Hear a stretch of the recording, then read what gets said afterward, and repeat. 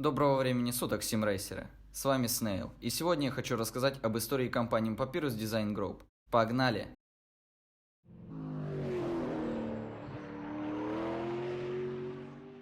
Papyrus Design Group Incorporation была основана Дэвидом Кэмером и его партнером Омаром Худари в 1987 году.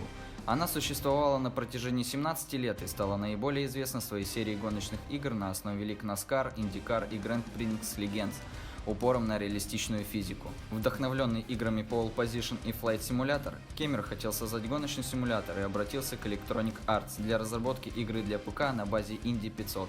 Их первый симулятор Indianapolis 500 The Simulation был выпущен в 1989 году с одной трассой в Индианаполисе. Он был известен своей реалистичной физикой, сцеплением с дорогой и правдоподобным взаимодействием газа с тормозом. Papyrus не выпускала симуляторы в течение 4 лет, до IndyCar Racing, который вышел на свет в 1993 году. Он был превосходен во всех компонентах. Позже были выпущены дополнительные трассы, а финальная версия IndyCar содержала трассу из Indy 500 и графический редактор, с помощью которого игроки могли легко изменять автомобили. Настоящим прорывом стало время, когда они перешли от автомобилей с открытыми колесами к серийным автомобилям NASCAR. Симулятор назывался NASCAR Racing и вышел в 1994 году. Тогда было продано более 1 миллиона копий этого симулятора.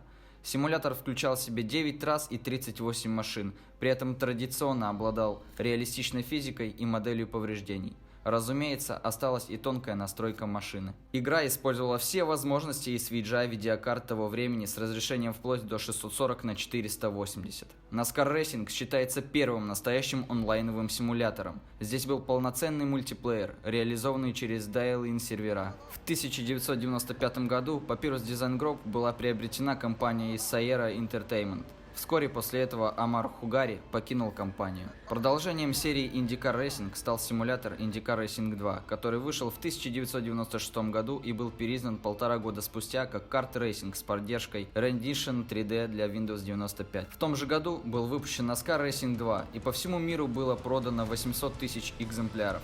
А в 1997 году вышел пакет расширения NASCAR Grand National Series Expansion Pack. Осенью 1998 года компания выпустила свой самый известный исторический симулятор GPL.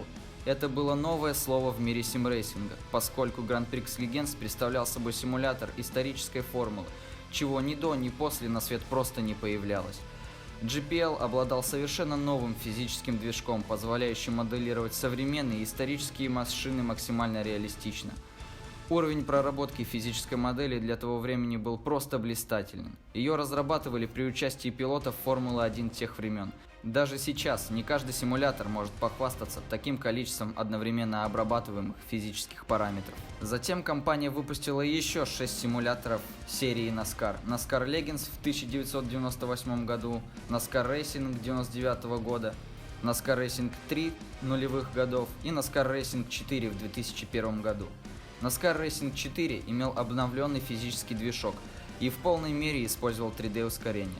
Затем был сезон выпуска симуляторов NASCAR Racing 2002 и легендарный NASCAR Racing 2003, который по сути является доработанной версией предыдущей серии. Полный список выпущенных гоночных игр компанией Papyrus Design Group вы можете посмотреть в описании. Из-за своей сложности и малой доступности специальных средств управления, гоночные симуляторы не имели большой популярности в те времена. Плюс разработка реалистичной физики требует больших затрат, в особенности времени. Поэтому NASCAR Racing 2003 станет последним симулятором от Papyrus. Electronic Arts приобрела эксклюзивную лицензию NASCAR для всех платформ, забрав их основную аудиторию. Однако, энтузиасты из Papyrus решили далеко не расходиться и организовали компанию Project Wildfire, в рамках которой они продолжали развитие симулятора NASCAR Racing 2003, но она просуществовала недолго. В мае 2004 года издатель Vivendi Universal Games закрыл компанию, но в июле Дэвид Кэмер выкупил исходный код симуляторов и активы для своей компании First LLC, теперь известный как iRacing.com Motorsport Simulation, которую он основал месяцем ранее. Но это уже совсем другая история. Если вам понравилось это видео, не забудьте подписаться и поставить лайк. До новых встреч, пока!